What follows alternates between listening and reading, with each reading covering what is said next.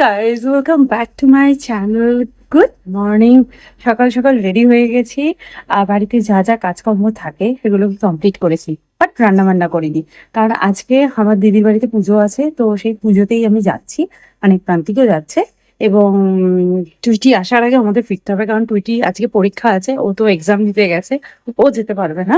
আর আমি ভেবেছিলাম বিকেলবেলা যাব, কিন্তু কালকেও তো টুইটির এক্সাম আছে, সেই জন্য বিকেলবেলা যাওয়ারও কোনো প্রশ্ন হচ্ছে না। তো চলো, আজকে অনেক দিন পর একটা সালোয়ার কামিজ পরেছি, পরে রেডি হয়ে নিয়েছি, চলো যাওয়া যাক। এত রোদ আর কি গরম বাবা, আমি কি ঘামছি, জাস্ট বাড়ি থেকে বেরিয়েছি, এখনো পর্যন্ত আমি মানে এক পা বাইরে দিইনি। আর এখনই কি ঘামছে, প্রান্তিকের জন্য ওয়েট করছি, প্রান্তিক তো যাবে গাড়ি আনতে, প্রান্তিকেরই আগে বেরোনোর কথা, তাও ও বেরোতে পারেনি, এখনো ল্যাপটপ নিচ্ছে নিচ্ছে এসবই করছে। বাইরে রোদ দেখে আমার ভয় করলো যেটা, এই জন্য আমি এখানে পাহাড়ি কাটায় দাঁড়িয়ে আছি। এত রোদ বাবা, প্রান্তিক বলে দাঁড়াও তুমি এখানে, ব্যাগপত্র নিয়ে আমি গাড়ি নিয়ে আসি, দাঁড়িয়ে থাকি আবার এখানে। তোরাঙার এই মোড়টাতে পিসি চন্দ্রের উল্টো দিকে এসে লোকে রাস্তায় হাঁটে, যখন গাড়ি এলে গাড়িকে হাত দেখায়, প্রান্তিক একটা বউ দেখে হন্তদন্ত বউটাকে হাত দেখাচ্ছে, দাঁড়ান আমি গাড়ি নিয়ে যাই। সিগন্যাল খোলা লোকটা, মানে ভদ্রমহিলা বাস থেকে নেবে দুমদাম চলে আসে, কি সিগন্যাল খোলা দুনিয়ার গাড়ি যাচ্ছে, প্রান্তিক বলছে দাঁড়ান আমি যাই আগে, হাঁটিয়ে পায় লোকজন। সত্যি নিজের প্রাণের একটু মায়া নেই, যে আরে ভাই অফিসে 5 মিনিট দেরি গেলে স্যালারি কাটা যাবে, ছুটি কাটা যাবে, হয়তো একটু বকাই খাবি, কিন্তু জীবনটা তো বাঁচবে রে বাবা, তার জন্য একটু আগে বেরো, তাহলে দেরি হয় না।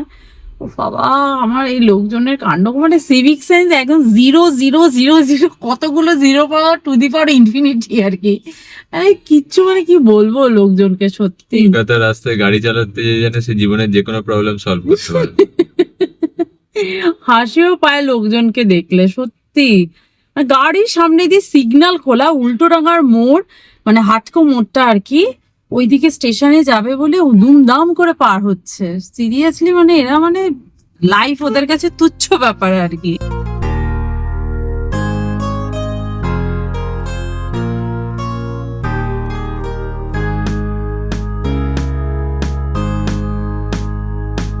আমরা গেলাম, খেলাম, পুজোতেও তখন হয়ে গেছিল, দিয়ে লাঞ্চ করে বেরিয়ে এলাম, কারণ টুইটির আবার আসার সময় হয়ে গেছে না।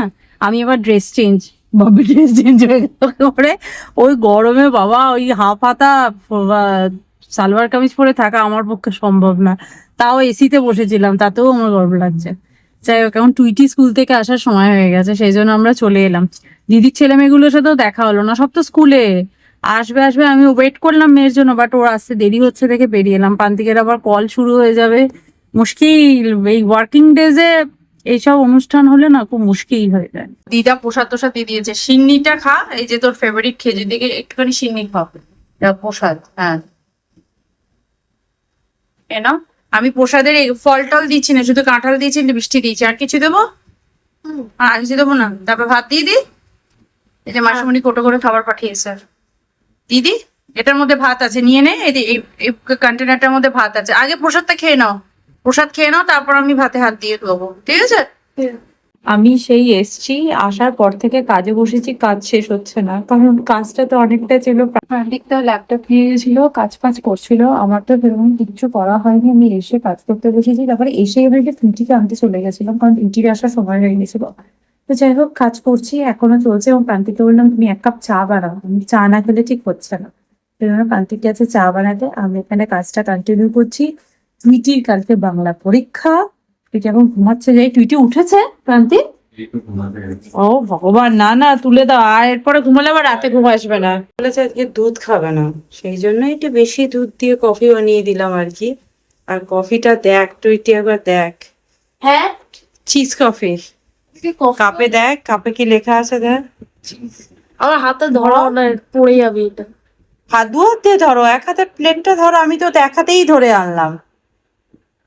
যদি খাটে বসে তো কেউ খায় না, ফতো তোর ছাড় ভাই, তুই ফেলেই দিবি, তোর টেবিলে রাখলাম এখানে, ঠিক আছে? এ আই কার্ড এই আই কার্ডই খেয়ে নেবে তোর কফি। চা আই কার্ড ছড়া, আর এখান থেকে খেয়ে নে।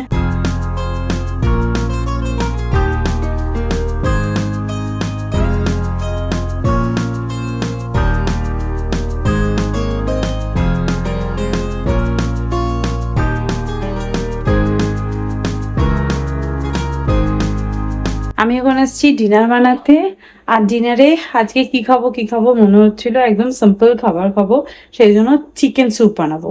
চিকেনটাকে আমি সেদ্ধ করবার জন্য রেখে দিয়েছি, চিকেনটা কুকারে সেদ্ধ হোক, আর তার মধ্যে ছোট ছোট করে গাজর, আর তার সাথে অ্যাড করবো হচ্ছে কর্ন, আর একটু ওপর দিয়ে একটা এগ আমি দিয়ে দেবো, তাহলে খুব সুন্দর চিকেন স্যুপ হয়ে যাবে। চিকেন স্যুপের সাথে আর কি খাবে সেটা প্রান্তিককে জিজ্ঞেস করি, টুইটিকে জিজ্ঞেস করি, কারণ টুইটি হালকা ঠান্ডা ঠান্ডা লেগেছে, তো চিকেন স্যুপটা খেলে খুব ভালো লাগবে আর কি। চিকেন স্যুপটার মধ্যে আমি এখানে একটু গ্রিন চিলি সস নিয়েছি 1 স্পুনের মতন, আর এর মধ্যে 1 স্পুনের মতন আমি সয়া সসও অ্যাড করে নিলাম। চিকেনটা আর ভেজিটেবলটা আমি বসিয়েছিলাম যখন সেদ্ধ করতে, তখন অলরেডি আমি ওর মধ্যে সল্ট অ্যাড করে দিয়েছি, আর সসগুলোর মধ্যে অলরেডি অনেকটা সল্ট থাকে। তো এখন আমি ওর মধ্যে অ্যাড করব একটুখানি ব্ল্যাক পেপার পাউডার, আবার প্রয়োজন মতো অ্যাড করে নেবো। চিকেন স্যুপটা করছি একদম সিম্পল ওয়েতে, স্প্রিং অনিয়ন টেনিয়ন এসব কিছু দিয়ে না, বেশি মশলা দিয়ে না, একদম হেলদি ওয়েতে, একদম টেস্টি ওয়েতে, খুব ভালো লাগে খেতে। একবার অন্তত ট্রাই করো এইভাবে শর্টকাটে চিকেন স্যুপ খেতে। আমি আজকে কি বানাবো এটাই ভাবছিলাম, প্রান্তিক হঠাৎ আমার বললো চিকেন স্যুপ বানাও, ওটা খেতে খুব ভালো লাগে, তা আমি বললাম চলো চিকেন স্যুপ বানানো যায়। এখানটা চিকেনটা আর ভেজিটেবলটা সেদ্ধ হয়ে গেছে, এবার সয়া সস আর যে সসের মিক্সচারটা বানিয়েছিলাম এটা আমি অ্যাড করে দিলাম। এবার এটা দিয়ে একটু বয়েল করে নেবো, যদিও দেন আমি একটুখানি এগ এটার মধ্যে বিট করে দিচ্ছি, আর এগটা দিলে না চিকেন স্যুপটা দেখতে খুব সুন্দর হয়ে যায়। দেখো এতটা মানে দেখে মনে হয় চিকেন গুলোই যেন ফ্লোট করছে।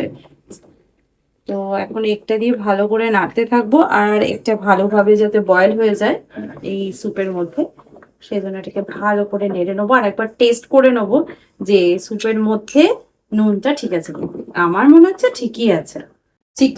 চিকেন স্যুপটা কিন্তু বয়েল হতে শুরু করে দিয়েছে, আর আমি এর মধ্যে দেব একটুখানি বাটার অ্যাড করব। বাটারটাও শেষ হয়ে গেছে, বাটারটাও ঢালতে হবে। এই পুরো বাটারটা শেষ না হলে আমি নতুন প্যাকেটটা ঢালতেও পারছি না। এরকম হাফ চামচ মতো আমি বাটার এর মধ্যে অ্যাড করে দেবো, একটা ইয়ামি স্মেল আসবে।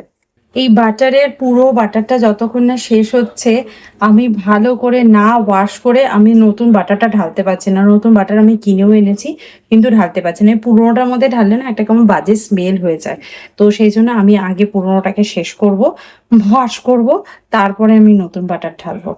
আর এই সত্যি কথা বলতে আমার বাটার খুব একটা খাওয়া হয় না, আমরা ঘিটাই বেশি খাই, বাটার খুব কম ইউজ হয়।